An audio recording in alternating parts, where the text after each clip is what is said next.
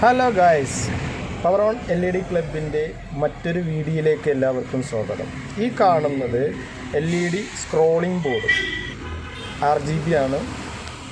ഇത് ഇപ്പോഴത്തെ അവസ്ഥയാണ് ഈ കാണുന്നത്.